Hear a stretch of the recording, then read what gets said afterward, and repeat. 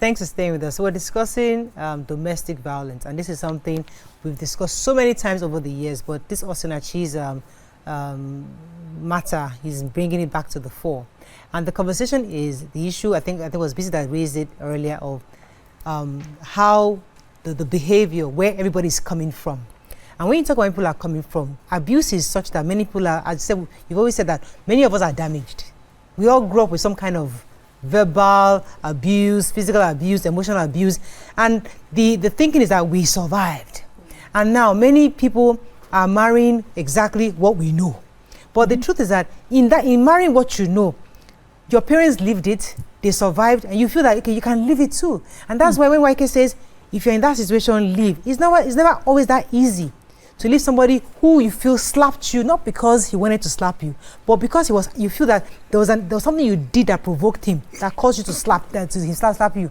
And because of that is the reason. And so in your mind, you're thinking, okay, let me try not to provoke him. And you now realize that in the last 1 year that you have not provoked this person, he didn't slap you. So you feel that, okay, I've solved the problem, and you keep moving on.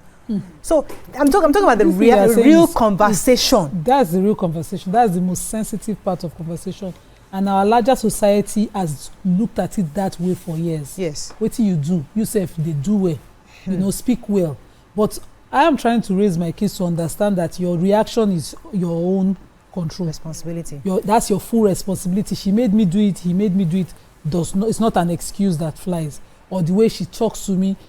What are you? Who are you as a person and how you react? Because when we grow, this thing you're saying is what all of us heard. We walk around our friends carefully. We speak around our family members carefully. Their uncles and aunties, non-physical abuse is the worst. Yeah. And our society, we've colorized it beautifully. So we raise our kids, to conform with shame. We shame them. And that's an example of non-physical abuse, but now your mates be that. I even said it to Mercy this morning, not be your mate, they sing so. It's something that our society has beautified. We don't look at long-term effects of it. So imagine a home where not only did she suffer physical abuse, she must have suffered terrible non-physical abuse. Imagine pushing a human being, even your dog. If you open door, can you push your dog out of the car? I don't like cats, but I cannot push my son's cats out of the house. At least I would have really liked it. But they are there, So imagine it's on a human being that, you push them out of the house. You demean them in speech. You talk down at them in speech. It takes a process. And people will tell you, someone was saying to me over the weekend, what do you mean I don't take care of my wife? I was like, this is your wife. Don't you think you're the one leading to this abuse? Because the abuse in question I was talking about was accepted by family. So the husband, I was confronting him that you are right beside, on top and underground of this abuse. He doesn't even consider it an abuse. His excuse was that I feed her, I house her, I clothe her, she's free to go and come when she likes. And so there's no abuse. And I'm looking at the person here. This is a functionally depressed person living with you. And from my own point of view, I can see how the person has been ostracized by family members. They speak to the wife through the husband's phone. And they've been married for almost 10 years. No. If she suffers a loss of family members of a pregnancy or a child, they will call her husband and say, is she there? They will speak to her. They don't approve.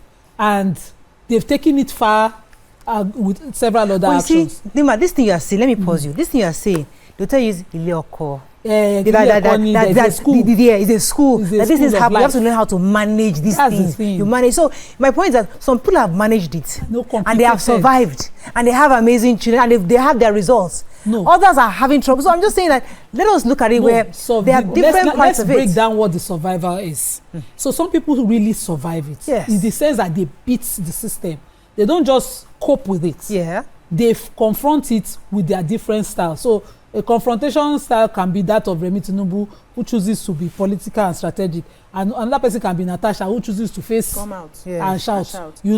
But did you destroy that abuse? Did you destroy that system? Did you break it and make sure that it protects from the next generation? It's not transgenerational. Did you do that? Yeah. Because some people actually cope and transfer the abuse to their children. Let me come to you. what I was going. That's just what I was going to say, because when we say, oh, they came out of it and it was fine, and she was fine, and or he was fine, because spousal abuse can be either way. Yeah. Are the kids really fine? Do the kids really recover? What is the psychological effect on those children? It will manifest in different ways that you might not even realize that you have subjected your children to. So not only are you accepting physical abuse on your person, you are allowing it to manifest on your kids without even realizing what you are doing to those children. Let me pause you here. Let me come to you. I'm not going to take you to this angle. The angle I want you to come in is, okay, you leave. The society says when you leave, your children are even more damaged. That's the thinking, that staying, you say the children are being damaged because you are transferring what your experiences are. But others will say, leaving, you're leaving them without a mother, you're leaving them without a father, you're leaving them without that close, that's 2 unit, the nuclear family unit that they're used to. So either way, it's like you're going from prime pan to fire. That's how society has made us look. Yes, because society was flawed in their thinking to accept that it's only when 2 people are together that they can have whole children. We have when 2 mad people are together, there's nothing whole about the children. Yes. So it's safer for one person to say, I can't stay in this madness. I need to be whole enough to be able to live for my children. And one person is sane to handle the children. The children will look back and appreciate that sacrifice in the future, because that has truncated how they are supposed to accept madness as normal. There are many children who grew up in mad homes who accepted it as normal. That's all they saw. After all, my mother stayed. You hear a man who would beat his wife, destroy things in the house and everything, and you complain, say, well, my mother stayed. Why are you women complaining today? Our parents stayed. And we're successful. What do you call success? Because many people I see in therapy today, when you ask them the question, they trace it back to their childhood. That's not being successful. Why do you think almost everybody in this part of the world is mad and angry? If you trace it back to their upbringing, you see why everybody is triggered. A little word triggers you. You are not reacting to what Moriah has said. You are reacting to what your stepmother said a few years back, but it seems as if Moriah is the one representing it. Right. We carry our trauma from generation to generation. And we're saying we can break that cycle for the sake of our children. It is not that flawed society's standard where if 2 of you are not together, you will not raise children. It's a lie. We've seen examples of people who were not together. We've seen examples of successful people, whole people, people who have empathy, who were raised by one parent or the other. What if your parents died in an accident? No, let's can you raise those? Can you raise those? Can you raise it in that flawed? I mean, can you? I'm trying to find a way to ask this question. Can you raise? Can you have good children within that? So let me tell you what happens to children, right? We have our different psyches and how we accept things.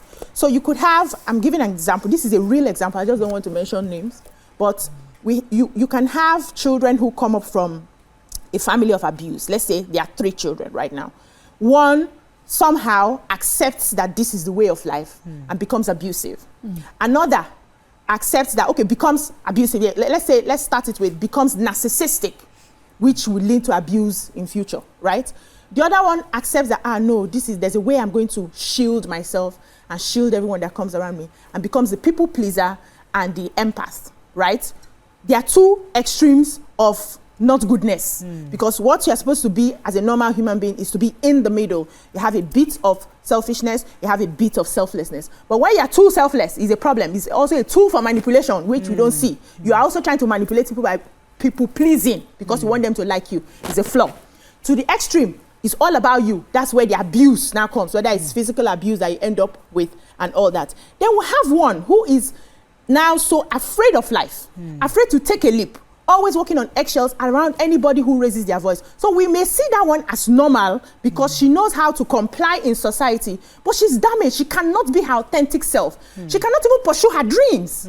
So at the end of the day, they are young adults, everybody's working, everybody's married, everybody's managing, and we assume that they're successful. They're not okay. Love it. They're not all right. You will not even know that you have a problem till you go into therapy and now start asking questions. Why do things like this keep happening to me? Till they trace it back. So all this, they are successful, they manage to raise them and all of that. We are missing the point. Let me go on a very short break. I like that thinking for a minute. We'll come back, we continue the conversation. Stay with us, we'll be right back.